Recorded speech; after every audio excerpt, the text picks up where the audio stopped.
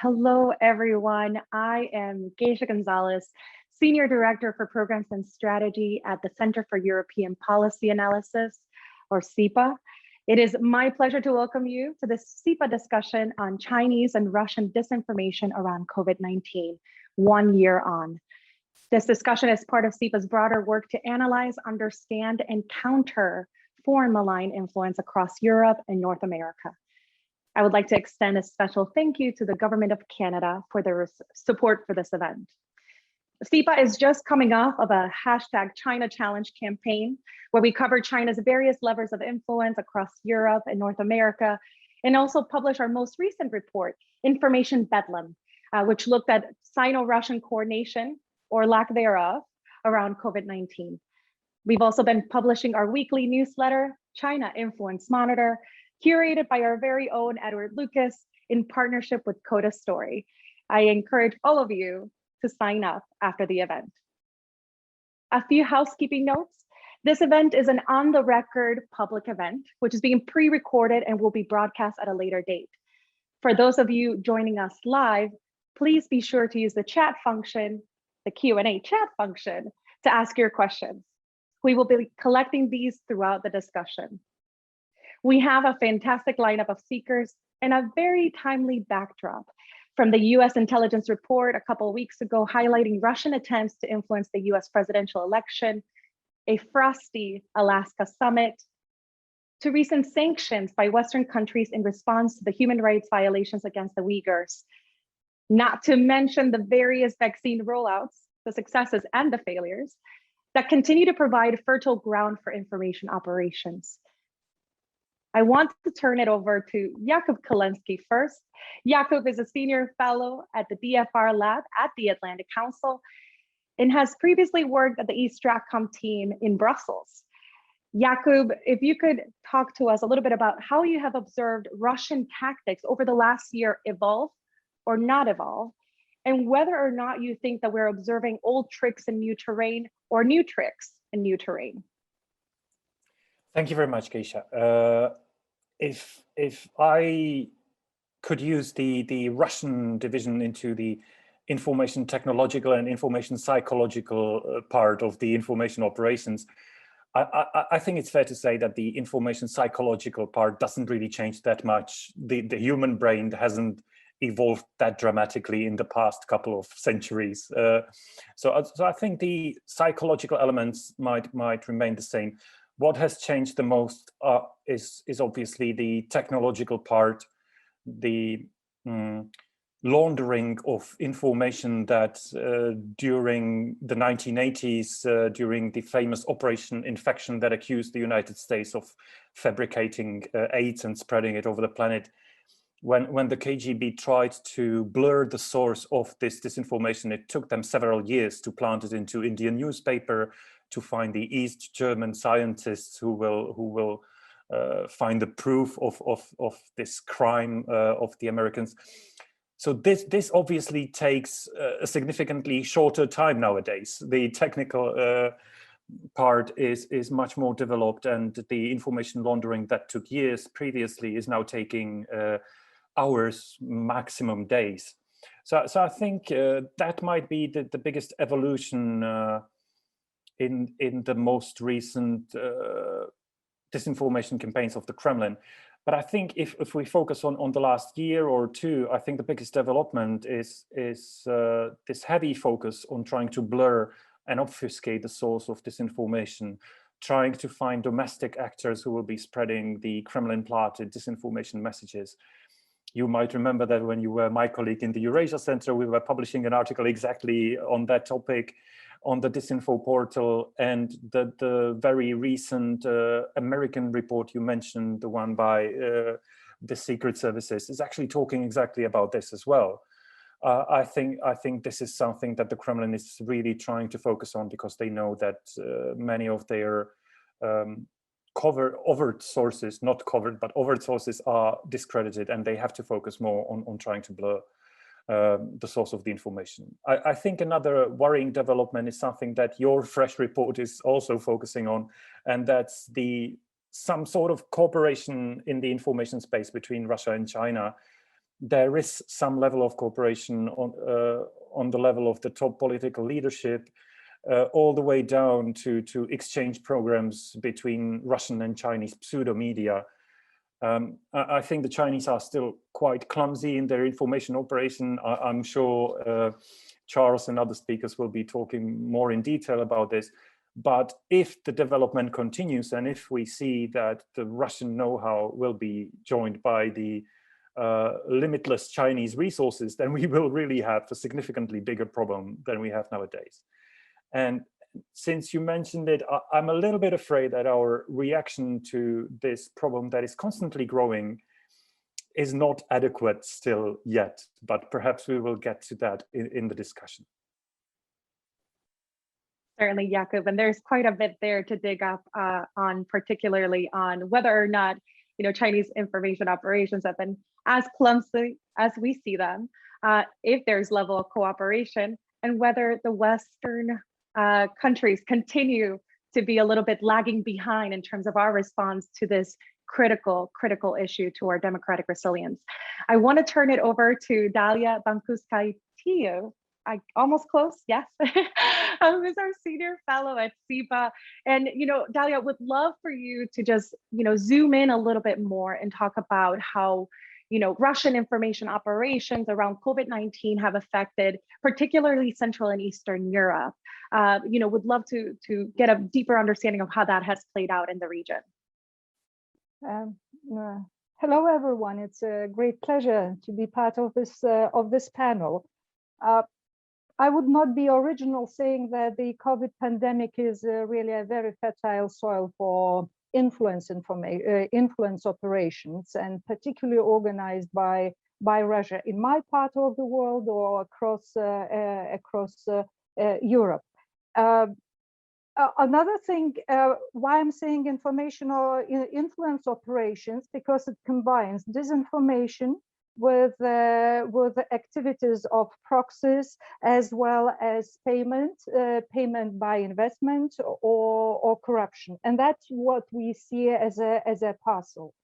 Another thing, what I could describe pandemic, it's a live stream pandemic, I would describe in our part of the world. Again, this is new because of the social media, because of technologies. There are so many stakeholders, so many actors, that everyone is upload their information. State institutions, governments, European Union is putting out their information, individuals. So it's a huge exposure and a very fertile soil for Russia to forward their interests.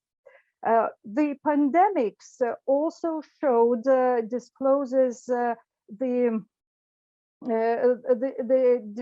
discloses the parts parts of the European Union which live under the influence of Russia's information and cultural space, or lives in the cultural and information space of Russia or the Kremlin.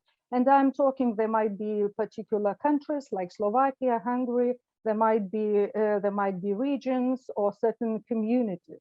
In Lithuania, there are people in particular regions that actually now voice their eagerness, waiting for Sputnik. They prefer to be vaccinated by Sputnik.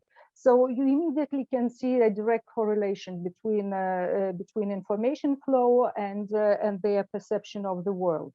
I think Jakub could also confirm that by doing Atlantic Council research, that there's a correlation. As soon as the increase of criticism of AstraZeneca, you can observe increase of promotion of Sputnik. That goes together.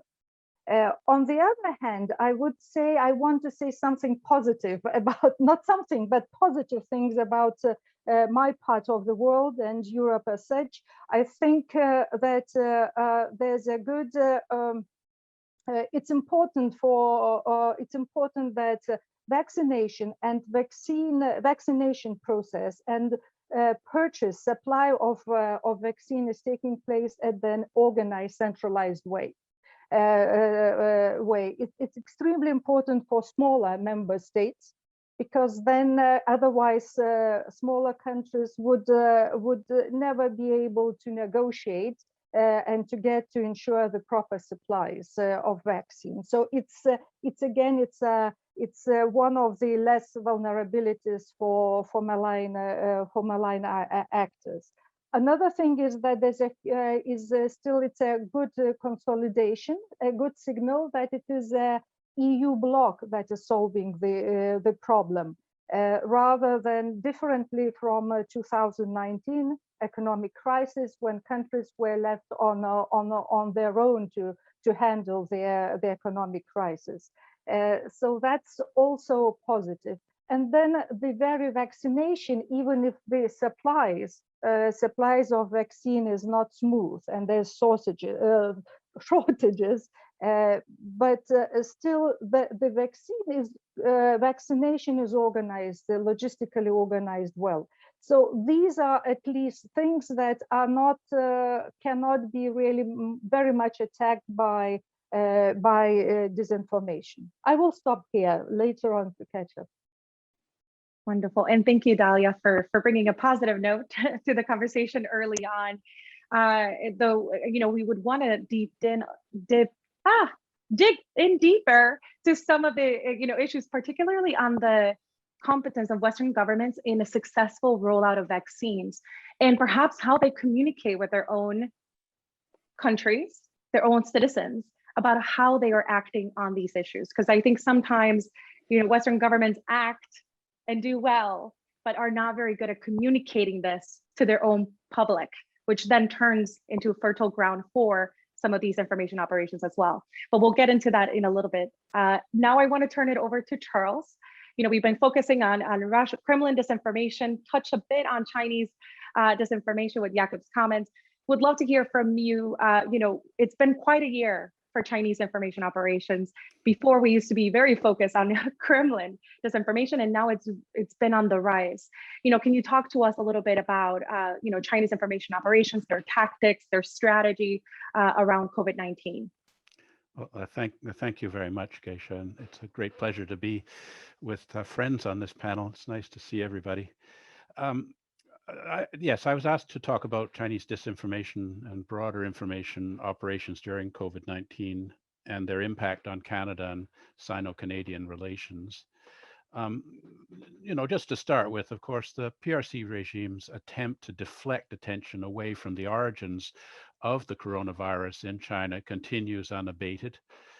For example, Zhao Lijian, the great wolf warrior, in yesterday's Chinese Ministry of Foreign Affairs press briefing said, "I cannot help but ask, when will the US be as open and transparent as China on the epidemic and origin tracing issues?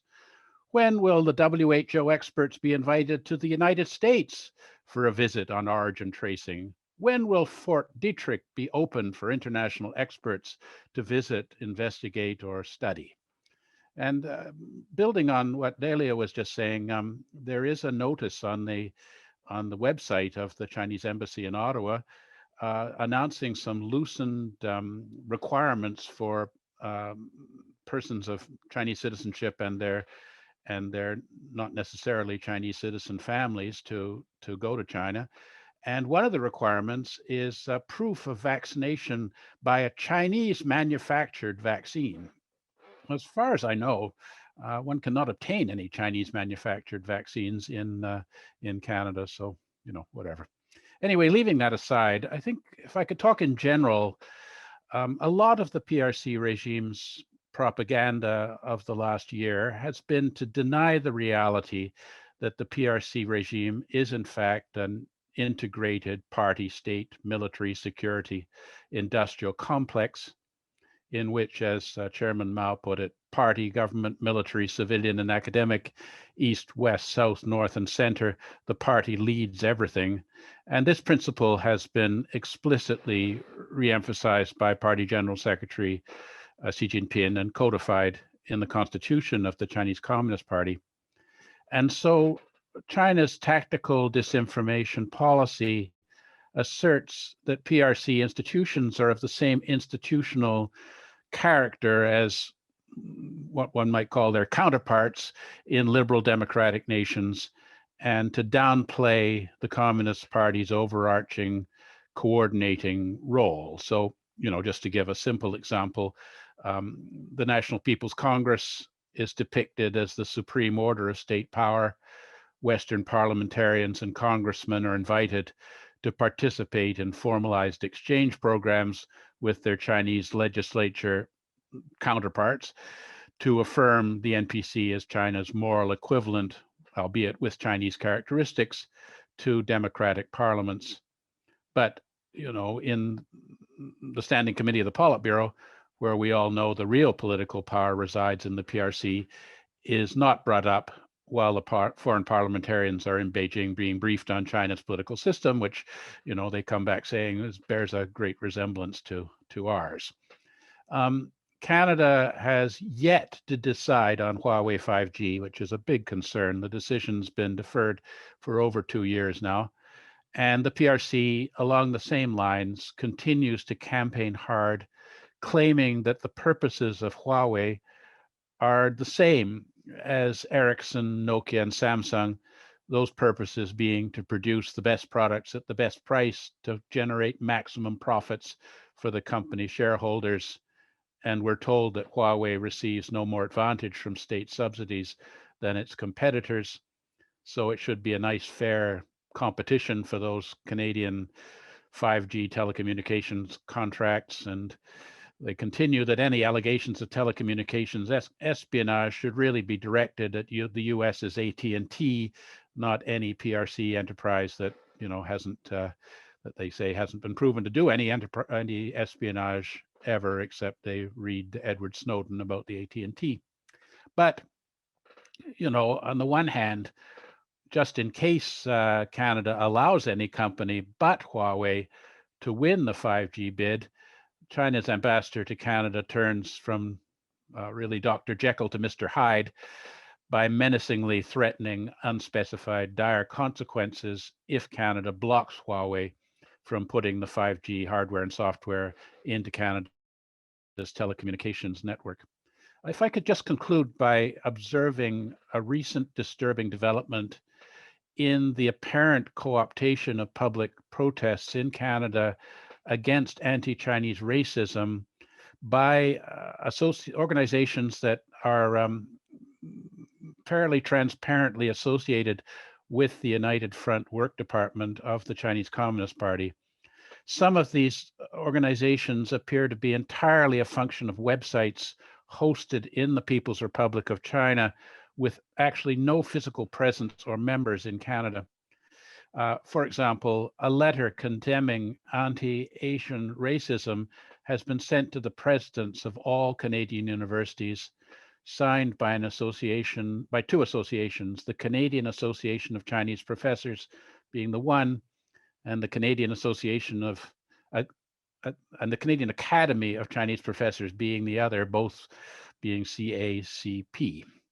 There's no address for either of these associations given on the letterhead, and there is no signature to the letter. Not that the president hasn't signed it, if there is and there isn't any president of these two associations. They're just two crests at the top, one in simplified characters and the other in traditional characters for the other one. At the bottom of the letter, in smaller print, is the message: both Canadian Academy of Chinese Professors and the Canadian Association of Chinese Professors are independent associations of scholars of Chinese descent and have no political affiliations. After searching the Chinese language internet, fairly long, it was hard, I could only find a single reference to the Canadian Association of Chinese Professors posted on a PRC website in 2017, in which Chinese diplomats accredited to Canada hailed the establishment of the association. There's nothing else. They don't seem to be anywhere. I think, of course, there's great public sympathy and receptivity to condemnations of racism in Canada. But some associations leading these anti-racism protests, aside from the two I just mentioned, which don't in fact exist, have also been associated with denial of genocide in Xinjiang and newspaper ads in support of the Hong Kong national security legislation published in English in Canadian newspapers. So I have a sinking feeling that the idea here is to associate anti-Chinese racism over COVID-19 with anyone who condemns the malign activities of the Chinese Communist Party domestically or globally. And I think this is very troubling, to say the least. So let me leave it there, and I have a lot more to say in discussion. Wonderful. Thank you, Charles, so much, particularly for zooming out and taking us through the various levers of influence that we see coming from China. Particularly interesting on this, the racism piece and that being used as part of the narratives. I think those of us that have covered Russian disinformation for years are familiar with the Russophobia that comes from calling out Putin and his stooges from some of these activities. Now, I want to turn it over to Edward. Edward, not only did you just co-author Information Bedlam, our recent report, which looked at Sino-Russian cooperation during COVID-19, but you also have an upcoming report that is looking at the same, Sino-Russian influence in the 17+1 countries, or 17+1 right now countries.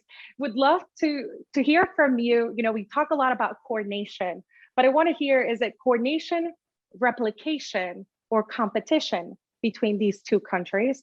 And what would you describe the current status of Chinese information operations across Europe? Well, thanks very much indeed, Geisha. I'll be fairly brief because scrolling down the list of the 99 attendees, I see there's a colossal mountain range of talent and expertise there, and it'd be good to get their questions into our discussion as well. But I've spent the last few months looking at Chinese-Russian cooperation and competition, both in Central Asia and in the Central and East European region, for a report I've been doing together with Bobo Lowe. And it's very interesting because you start, if you don't know very much about this, you start from either the idea that it's a board game or that you're reading a sort of Tom Clancy thriller. And in either case, it makes complete sense that there would be high-level cooperation between these two countries. You might say it's sort of a bit like the sort of Nazi-Soviet pact or something. They're going to fight eventually, but they're together for now. They've got a great interest in seeing the West weaken, so why wouldn't they cooperate? And you might also say, well, there's a lot of potential competition there. You've got Central Asia used to be Russia's backyard, or at least from a Russian point of view it is. Obviously, it doesn't feel that way necessarily if you're Central Asian. And here the Chinese doing all these staff territorial claims in Tajikistan, energy links with Turkmenistan, persecuting Kazakhs in Western China. So there'd be plenty of room. You would imagine there would be a certain amount of friction there. But when you start looking at it, then life becomes a great deal more complicated.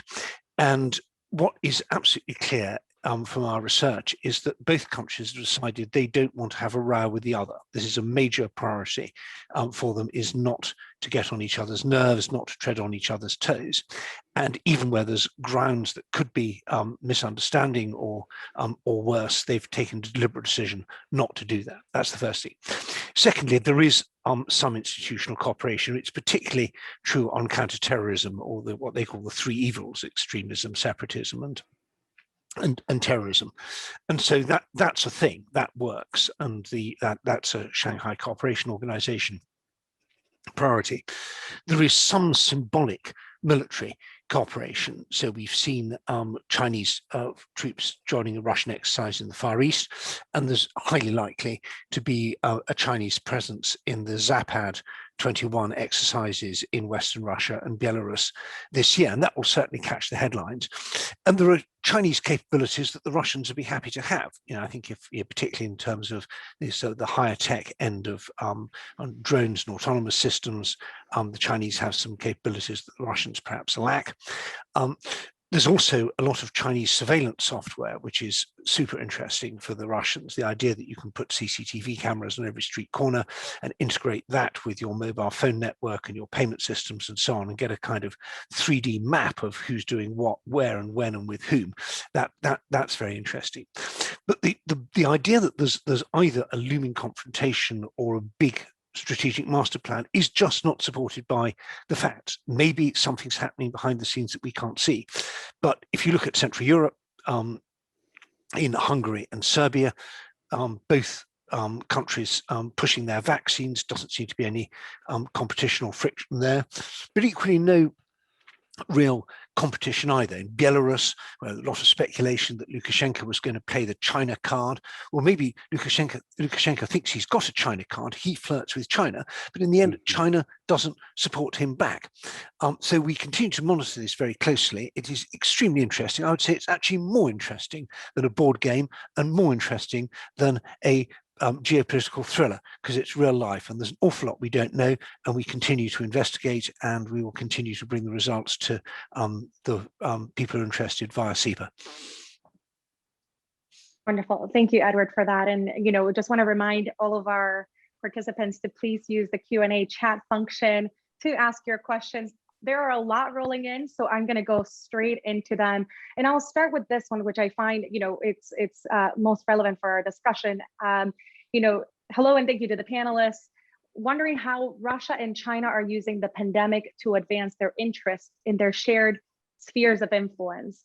Perhaps we can start touching in, perhaps, Central Asia, Edward. I know that we've been doing a little bit there on China and Central Asia, but just overall, how are we seeing that COVID-19 has not only created fertile ground for some of these narratives, but has also helped advance their interests regionally?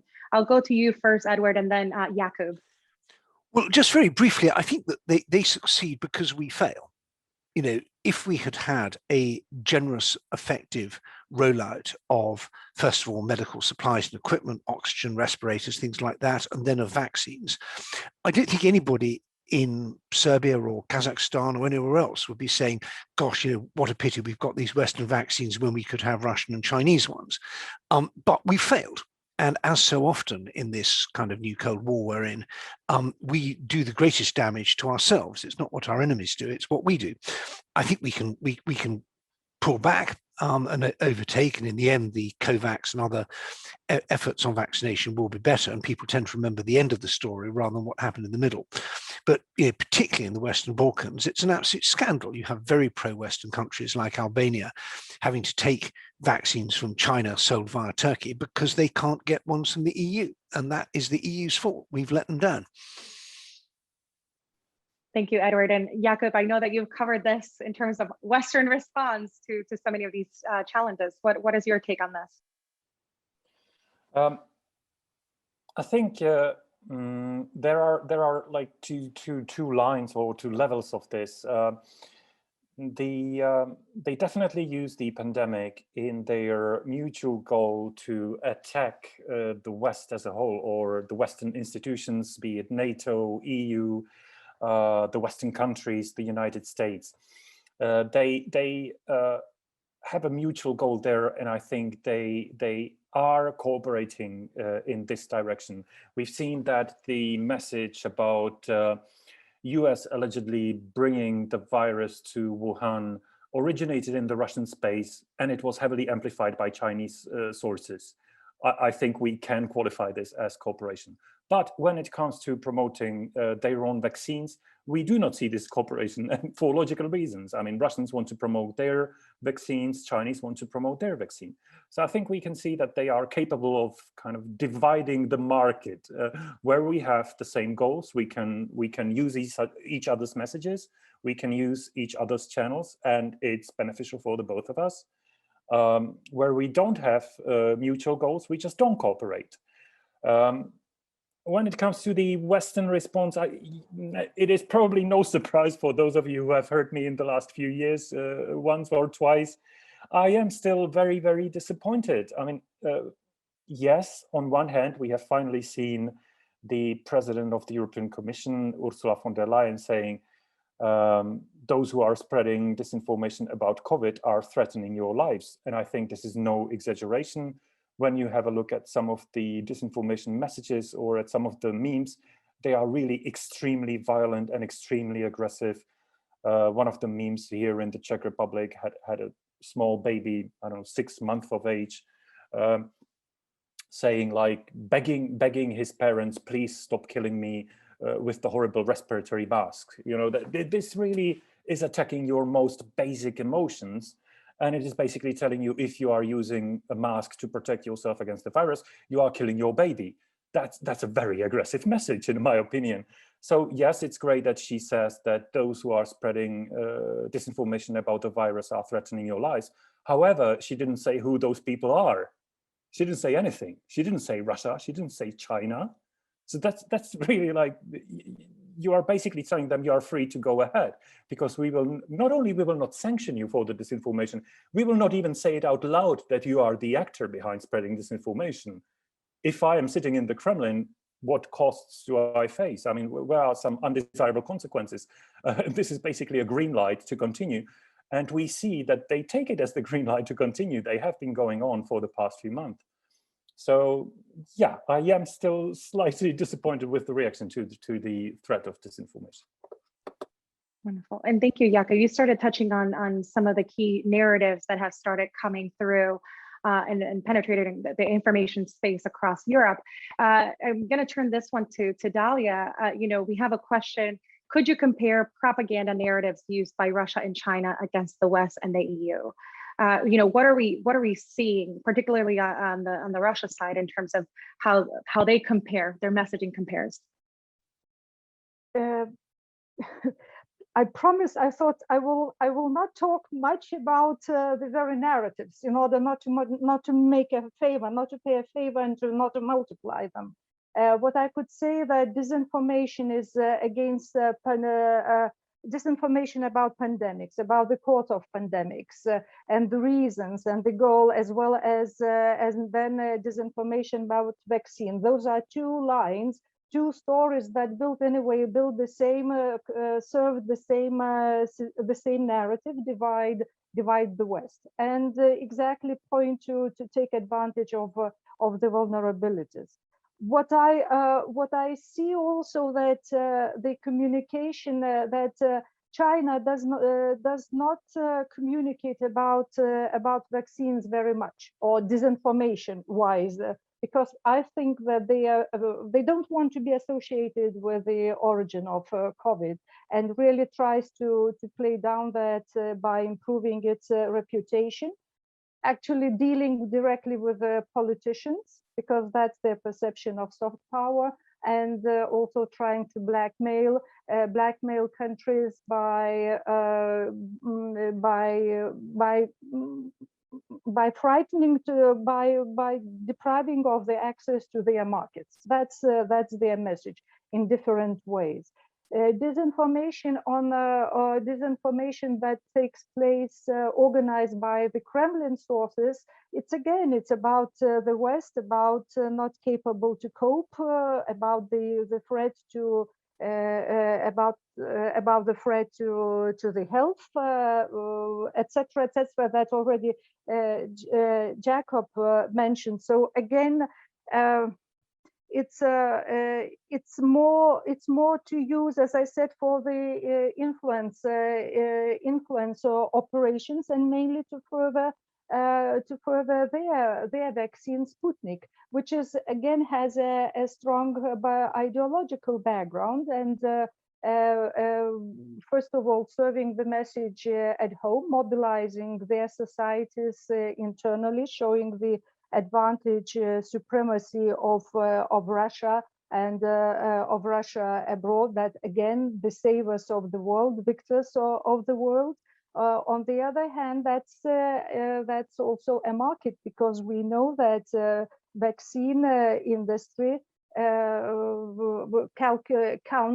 accounts for, perhaps they say the figures, about 100 million USD just in income, and about 40 million USD in pure profit. So, and there are about 13 vaccines that are circulating around the world, and about 58 vaccines that are in the pipeline to get it on the market. So there are so many stakes at the same time. This disinformation is serving not only confusing your mind, but also furthering your own goals that have a very concrete profit purpose. Wonderful. Thank you, Dalia. And the great questions continue. So thank you, everyone who has been submitting them. We're getting through them as quickly as we can. This one is actually, Charles, from one of your colleagues. And the question is there an authoritarian learning going on when it comes to disinfo operations? In other words, do Russia and China learn best practices from each other? And I would even expand this further out. Are there other authoritarians that are watching this space and also, thinking about employing some of these tactics? Charles, I'll go first to you, and then Jakub.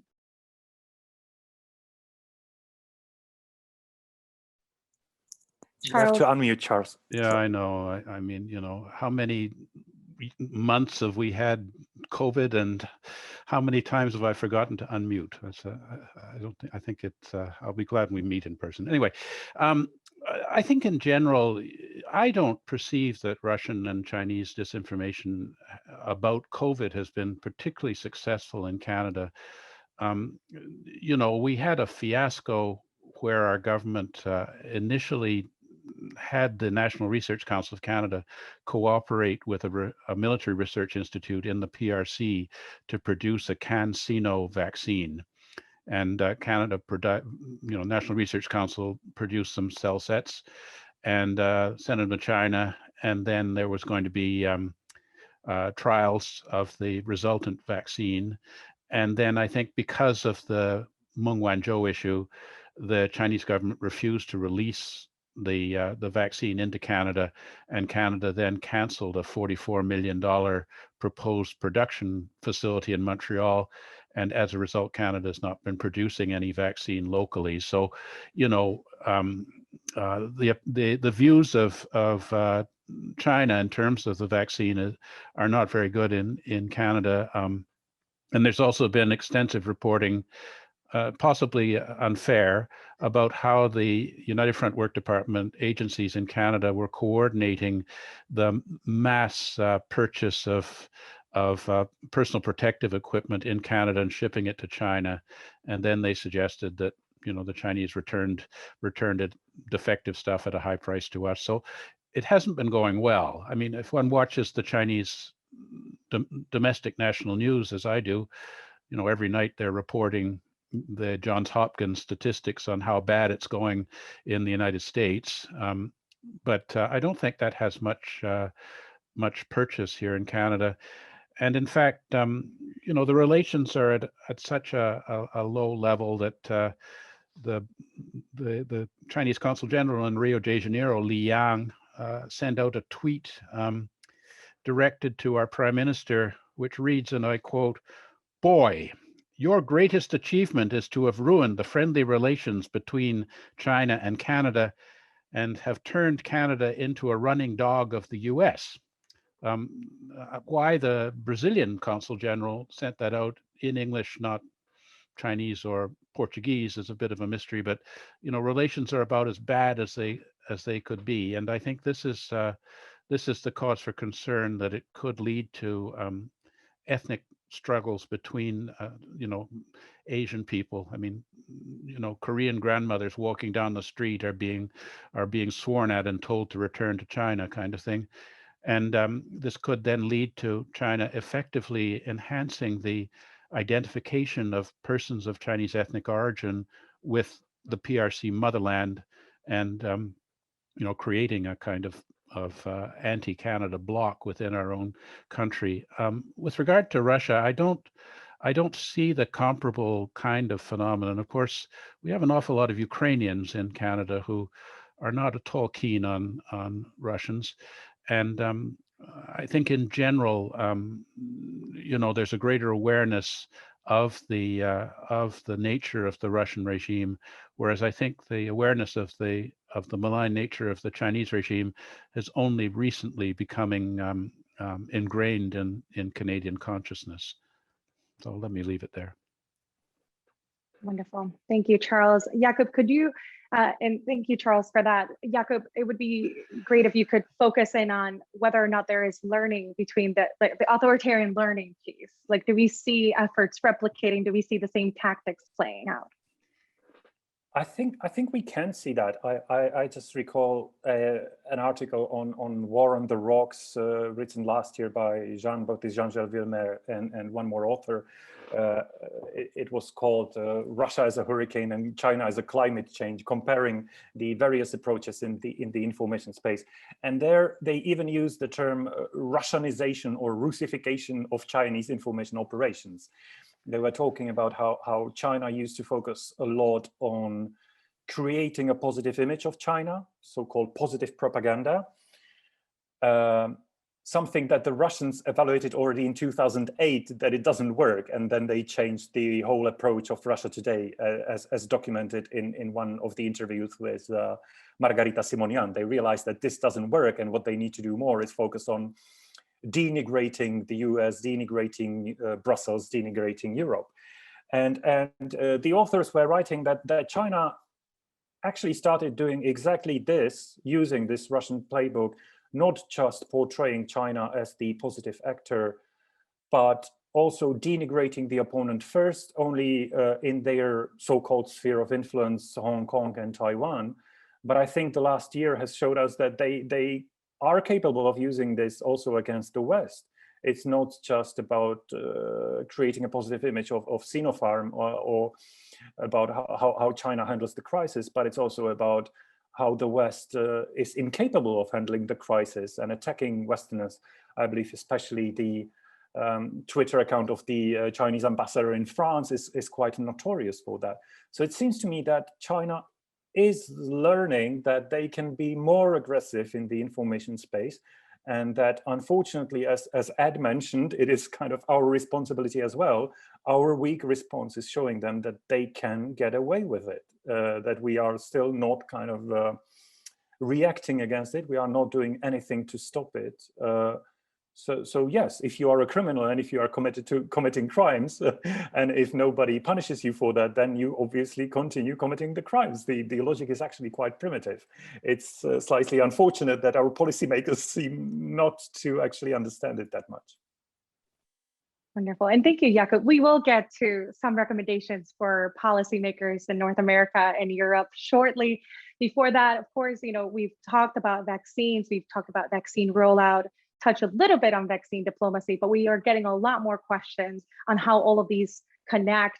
I want to bring Edward in for this particular question and then carry the conversation from there.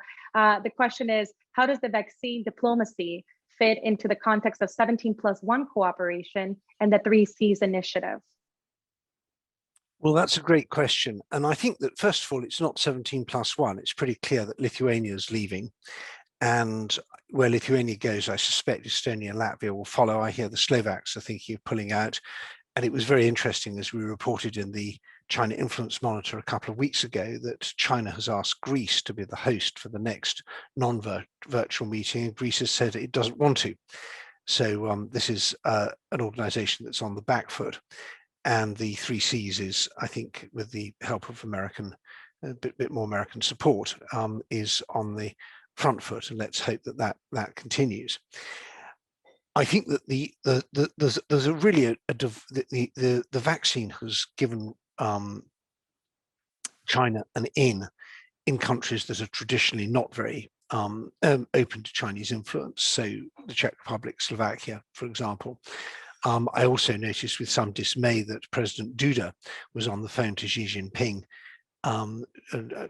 with very friendly readout, at least from the Chinese side, saying that Poland was going to be, they mentioned both the public health and then said Poland would be taking the lead in promoting Chinese interests in Eastern Europe, which was not the way the Polish side characterized the discussion.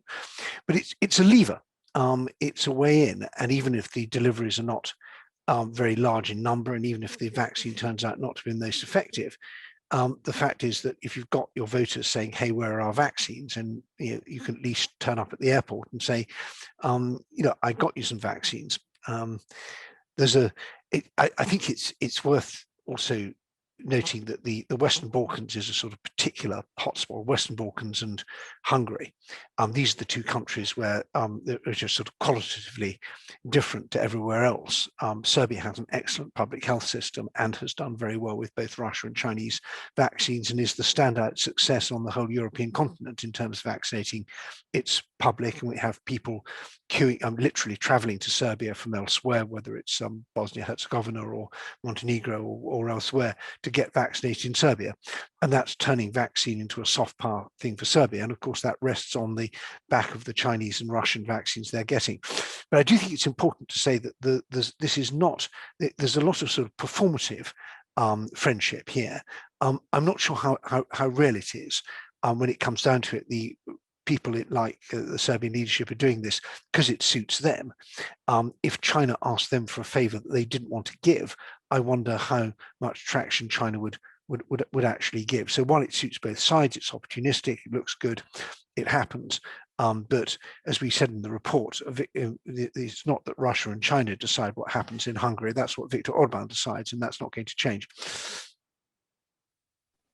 Wonderful. Thank you, Edward, for that. We are hitting up against time, so I want to make sure that we cover at least some more of the questions. There are a few that are touching on social media's role in a lot of this. You know, how have the tactics evolved? Right, we used to be very focused on bots. What does it look like now? And then just looking ahead in terms of technology that we have not yet touched upon in this conversation, the role of AI in pushing some of these narratives forward. I will kick off, Jakub. I'll start with you since you have covered this quite extensively. Thank you. Well, I'm also focused quite a lot in the non-digital aspect of the whole problem. So I have to admit that I maybe I'm not the best person to answer something about the development on social media, but I think that the development we see in the past year or two is still getting more and more into this blurring of the source of disinformation. I think it is clear that this is extremely important for the Kremlin. This establishing of troll factories in Africa that Prigozhin was focusing on during whole 2019 and 2020 used to hire the locals who will be spreading the disinformation in the local language, whereby you overcome the weakness of, you know, the St. Petersburg trolls not having perfect English or not having perfect French. You have locals who have the language capabilities. So I think this shift seems to me to be perhaps the most dangerous. Obviously, you hear a lot about deep fakes in the past 3 or 4 years.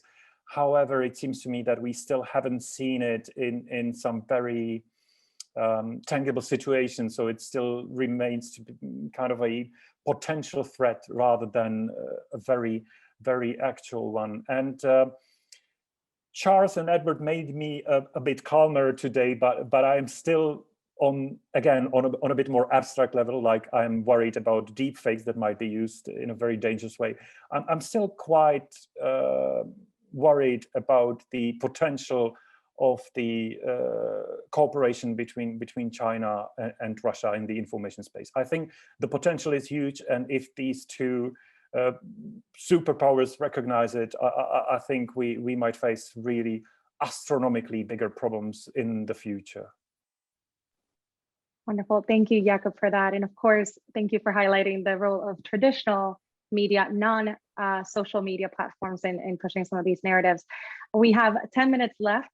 We've covered this. I just want to, for everybody that is listening in, just know you can reach out to any of our experts at any time. I'm sure they would be very happy to answer any questions that were not covered here about these challenges. This is, as Charles said, we are among friends. This is a vibrant community of experts that has been working on this for years and is always very happy to share any knowledge to advance our efforts to counter malign influence. Now, the big elephant in the room that we have not yet covered is, what do we do about this, right? So we focus on where we are, how, China and Russia are cooperating, not cooperating, how advanced are their information operations, but what should the West do? So if I could ask each of our speakers, to tell us, what would you want folks to take away from this conversation?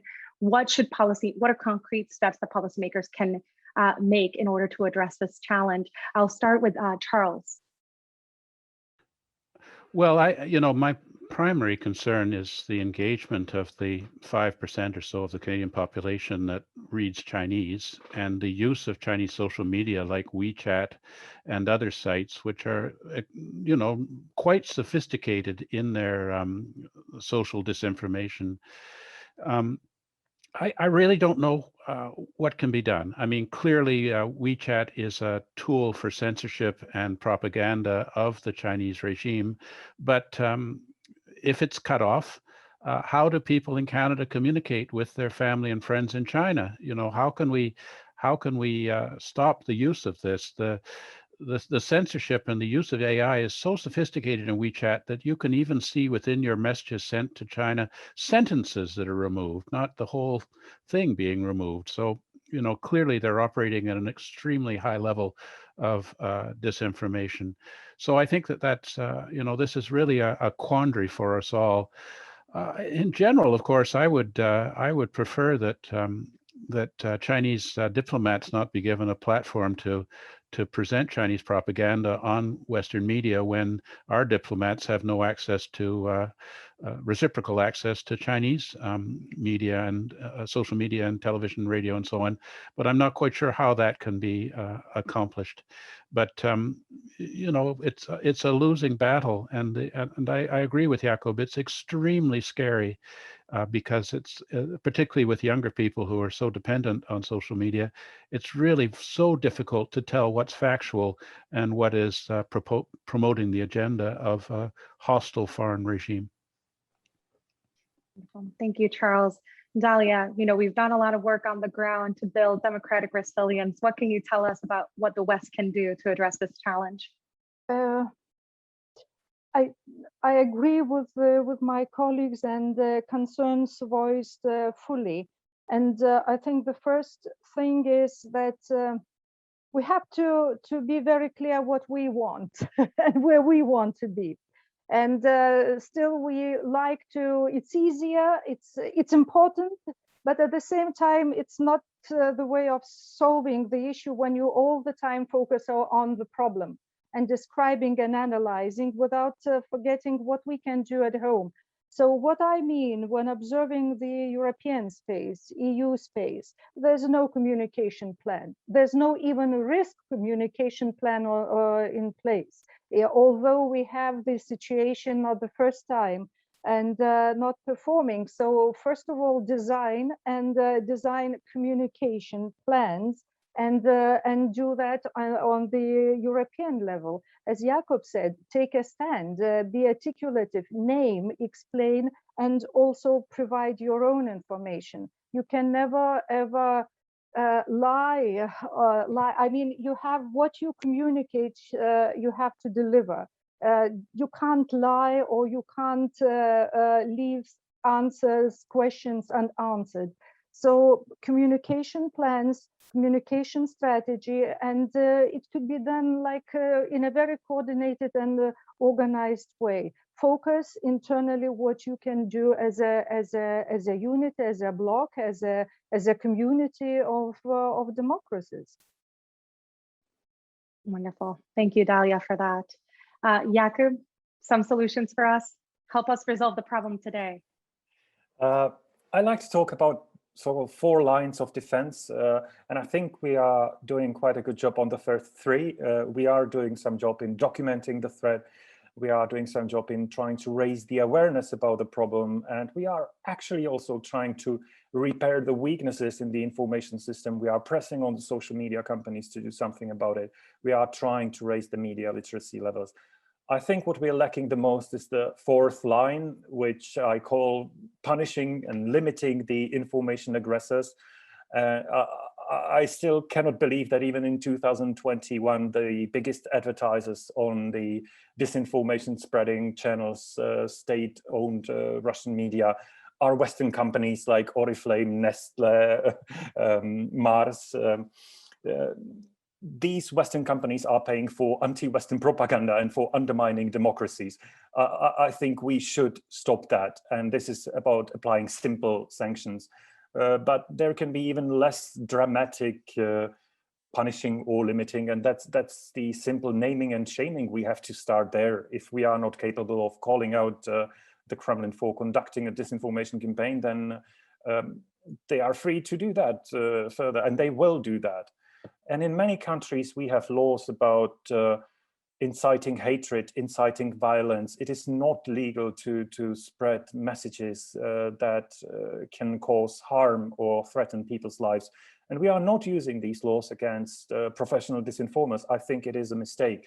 I believe it was actually in Lithuania and Estonia where we saw some of these laws being used against the Kremlin-owned channels. And I think this is something that more of the democratic countries should replicate. This is part of the rule of law. We have laws, you can't violate them, and you can't just pretend that you are media and have the freedom of speech and violate our laws. That's not healthy, that's suicidal.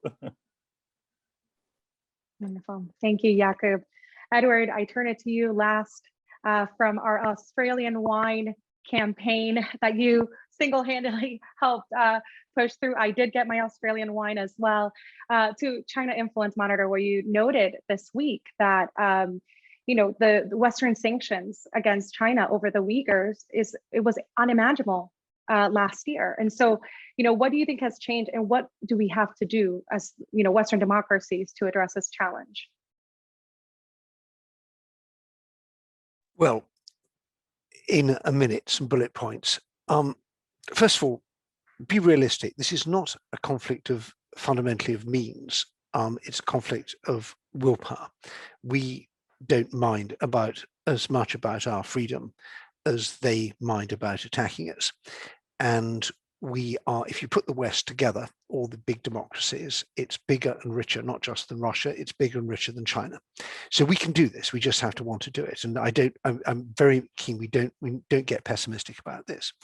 Secondly, don't overreact. You don't defeat the United Front by creating a United Front approach in your own country. You don't defeat Putinism by Putinizing your own society.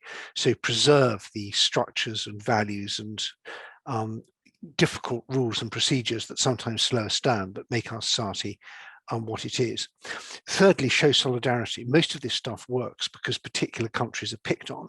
They're picked on maybe because they aren't getting the vaccines. We'll make sure they get the vaccines. They're picked on because they're Australian standing up to the Chinese. We'll buy Australian wine. We can do this. We can show the more we show solidarity with people who are attacked, the more resilient our whole system becomes, and the less it is worth the aggressor attacking us. Learn from countries that are getting it right. The Baltic states know stuff about Russia that other countries don't know. Learn from them. Finland has an amazing comprehensive national defense plan, which fosters national trust and cohesion and makes these attacks just don't work. There's no point in trying to spread anti-vaccine propaganda in Finland because the Finns won't believe it. We can learn from that. So we don't have to reinvent the wheel, just copy from people who've got wheels. And finally, I would say, this is maybe a sort of British approach, but why not? Keep our sense of humor. These people are incredibly pompous. The one thing they cannot stand is ridicule. They just don't get it. So we in the CEPA China and Coda Story China Influence Monitor, we have the Wolf Warrior Award, where we give a prize every week to the most obnoxious Chinese diplomat. Now we know that in their system, which is very bureaucratic, you have to report this stuff. So they have to report to Beijing. I was given a prize for being obnoxious and counterproductive. Now just imagine how difficult that is in their system. So let's keep our sense of humor. It's what we have the incredible privilege in our society that we can laugh at our own rulers and we can laugh at their rulers too. So let's do it. Wonderful. And with that positive note, laughter is the best medicine. Thank you everyone for joining us. Thank you to our panelists, and please do continue to follow our work at cepa.org. Thank you everyone.